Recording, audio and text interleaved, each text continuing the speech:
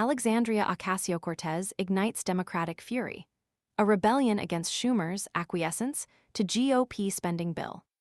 The simmering discontent within the Democratic Party has erupted into a full-blown clash, ignited by Senate Minority Leader Chuck Schumer's decision to urge his caucus to advance a Republican-backed government funding bill.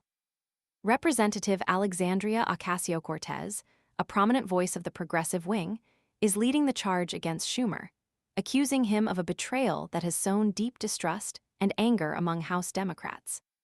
Her fiery condemnation, delivered amidst the backdrop of the House Democrats' annual policy retreat in Leesburg, Virginia, has sent shockwaves through the party, threatening to fracture already fragile unity.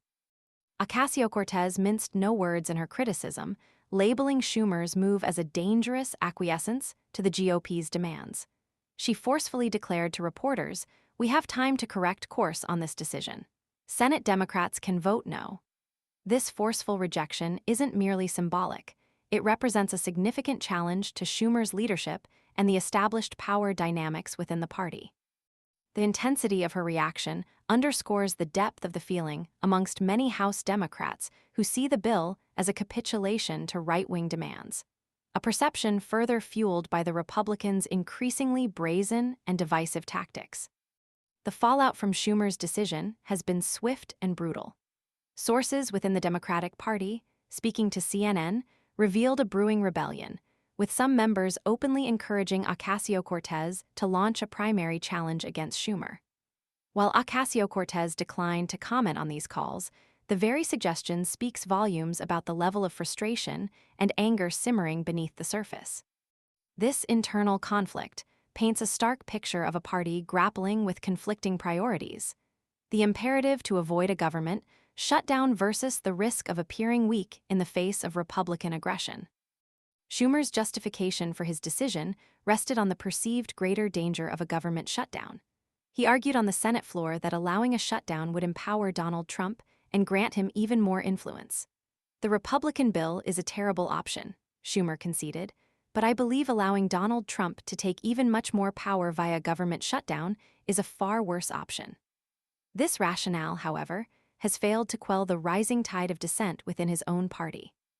Many Democrats believe that the concessions made to secure the bill effectively legitimize the Republicans' increasingly extreme agenda, setting a dangerous precedent for future negotiations. The situation is further complicated by the intense pressure faced by Senate Democrats from both within their party and from the broader progressive movement. The specter of a government shutdown looms large, but so does the fear of empowering Trump and his allies, including the billionaire Elon Musk, who have actively campaigned against Democratic initiatives.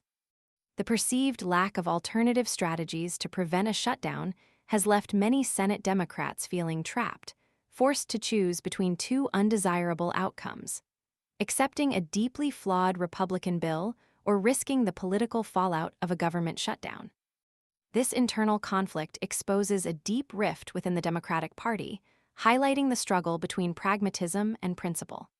While some prioritize preventing a government shutdown, viewing it as the greater immediate threat, others see Schumer's decision as a dangerous capitulation, a move that sets a troubling precedent and emboldens the Republicans. The consequences of this decision extend far beyond the immediate political implications, potentially shaping the trajectory of future political negotiations and eroding the party's ability to effectively challenge the increasingly assertive Republican agenda. Ocasio-Cortez's mobilization of Democratic supporters to pressure Schumer represents more than just a personal disagreement. It signals a broader struggle for the soul of the Democratic Party. It is a battle between the pragmatists who prioritize avoiding immediate political damage and the progressives who insist on maintaining principle and pushing back against what they see as unacceptable concessions. The outcome of this internal struggle will have profound implications for the future direction of the party and its ability to effectively challenge the rising tide of extremism within the Republican Party. The question remains: can the Democrats overcome their internal divisions and forge a unified strategy, or will this internal conflict further weaken their already challenged position in the face of an emboldened Republican opposition? The coming weeks and months will be crucial in determining the future trajectory of the Democratic Party and its ability to effectively govern. The stakes are high, and the internal battle is far from over.